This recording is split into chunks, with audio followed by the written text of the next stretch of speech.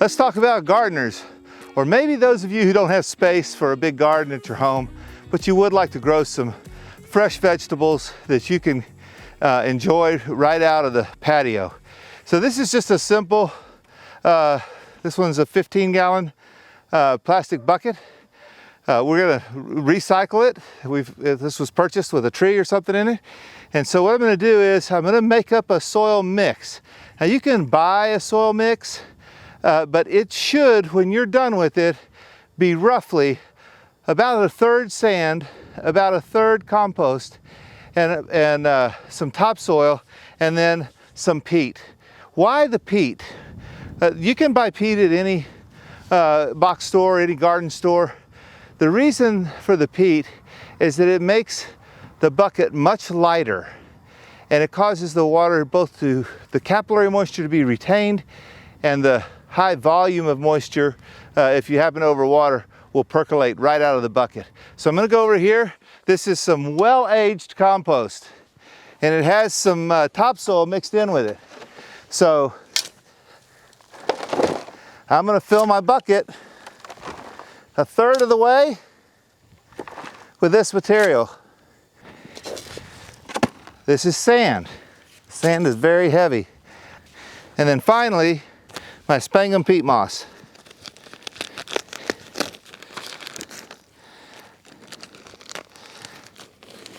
I know a lot of you who want to grow in their garden or on their patio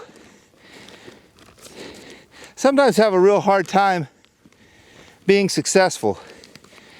And a lot of the reason that success is difficult is because the materials that are readily available really aren't very balanced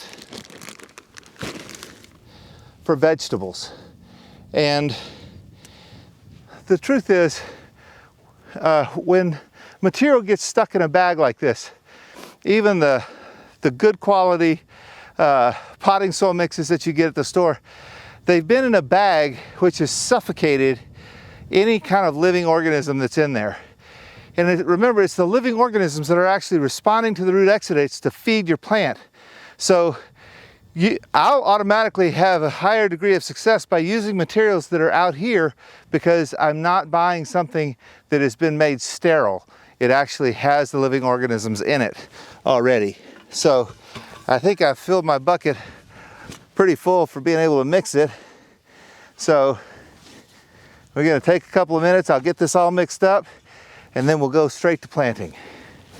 When I just mixed up my soil,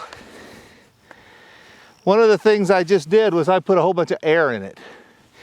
And so this is gonna settle maybe as much as 20% over the next couple of weeks. And I'm gonna have to add some more material to it as it settles and gets done. So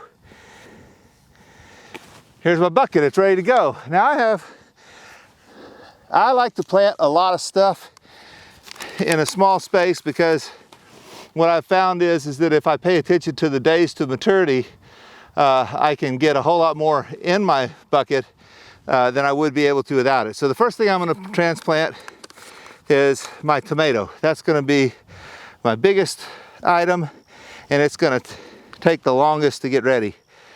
So I'm going to plant this really deep, all the way down until just the last few leaves are sticking out.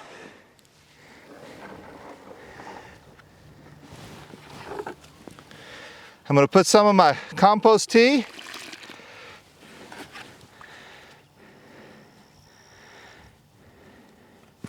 And that's ready to go. Nothing goes better with tomatoes, in my opinion, than some jalapeno. So I'm going to put a jalapeno pepper over here on this side. And when these things get older, they're going to fight it out. Eventually, my tomato is going to stop. And when it stops, the only thing left that'll be there will be the pepper. And the pepper is not an annual or a determinate. It is going to keep growing and keep producing until I either let it freeze or until I get tired of it and get ready to plant again next year. Now these are other things that I really like in a pot. Cilantro. Love cilantro. I'm going to put the cilantro close to the pepper because of the rate that they grow. Over here by the lettuce, I've got some beautiful red romaine lettuce. You know, you ought to make your pot decorative as you go, right? So I've got a red on that side, some green leaf lettuce on this side, and this is a kale that I'm going to put over here, and I'm going to trust that this kale is going to fight for some light, and it's going to end up coming out this way because the kale is a continuous harvest also. If I do this right, most likely the last two things in here are going to be the kale and the pepper. But we'll see. Each year is a little bit different. Once I'm done and I'm all planted, I'm going to use my organic fertilizer tea. I'm going to water this in.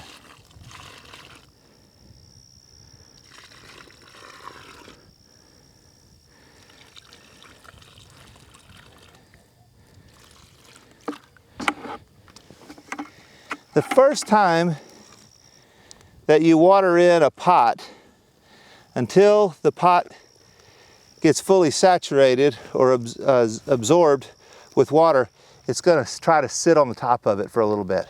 It's going to take a little while to get it through. You can see the bubbles coming up out from underneath it. And in a few minutes, this will settle down. And tomorrow, when we water it again, that water won't bubble up like this anymore. And that's how you plant a garden. Now just find a place to put this that has 6 hours of direct sunlight, because anything that has 6 hours of direct sunlight will grow a vegetable.